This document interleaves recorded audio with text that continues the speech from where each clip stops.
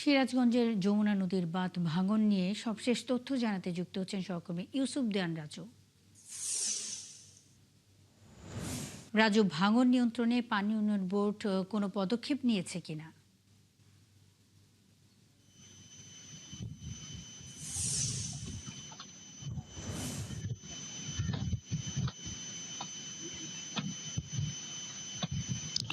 হ্যাঁ, মুন্নি, যমুনার ভাঙন কিন্তু তীব্রতার আগর ধারণ করেছে।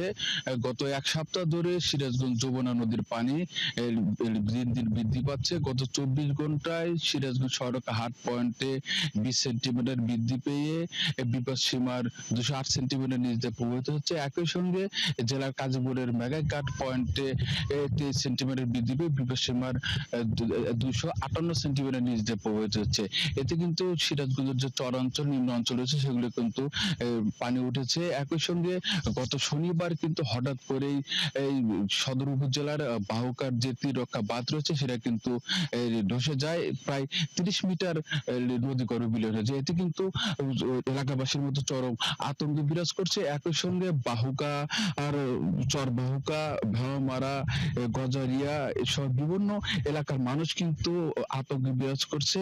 তারা কিন্তু দীর্ঘদিনের যে দাবি একটি স্থায়ী বাঁধ, সেই বাঁধটা নির্মাণ না হওয়ার পরে কিন্তু নদীপাড়ের যে বাসিন্দারা রয়েছেন তারা কিন্তু চরম ঝুঁকির মধ্যে রয়েছে। একই সঙ্গে বিভিন্ন স্কুল, কলেজ, মাদ্রাসা সহ ও বসতভিটা ঝুঁকির মধ্যে রয়েছে। তারা কিন্তু পানি উন্নয়ন বোর্ডের কাছে দীর্ঘদিন যাবৎ দাবি করে আসছে যে একটি নদীতে রক্ষা বাঁধ, মানে স্থায়ী বাঁধ যেটা বলে, সেইটা নির্মাণ হলে কিন্তু তারা একটু ঝুঁকির থেকে মুক্ত হয়। তাদের দীর্ঘদিনের দাবি, এই দাবি কিন্তু এখন পর্যন্ত বিগত সরকারের নজরেও আসেনি। বর্তমান যে সরকার রয়েছে তাদের কাছে একটা দাবি যে নদী পাড়ের মানুষের যে কান্না, হাহাকার, সেই হাহাকারটা যেন তারা দূর করতে পারে, এমনটা কিন্তু তারা প্রত্যাশা করেছে। সেরকম পানি উন্নয়ন বোর্ডের পক্ষ থেকে এই নদী ভাঙনের রক্ষার্থে জিও ব্যাগ সহ তারা নানান তৎপরতা চালালেও কিন্তু সেই নদী তীর রক্ষা, ডান তীর রক্ষা যে বাঁধ রয়েছে সেটা কিন্তু তারা ওই বাঁধের উপরে কিন্তু তারা আস্থা রাখতে পারছেন না।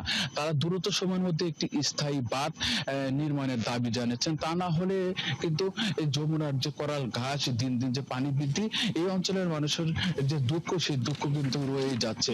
তারা দ্রুত সময়ের মধ্যে ইউসুফ সরকারের দেয়ান কাছে। রাজু, অসংখ্য ধন্যবাদ যুক্ত হয়ে তথ্য জানাবার জন্য। সঙ্গেই থাকবেন। সিরাজগঞ্জে যমুনা নদীর বাঁধ ভাঙন নিয়ে সবশেষ তথ্য জানাচ্ছিলেন ইউসুফ দেয়ান রাজু।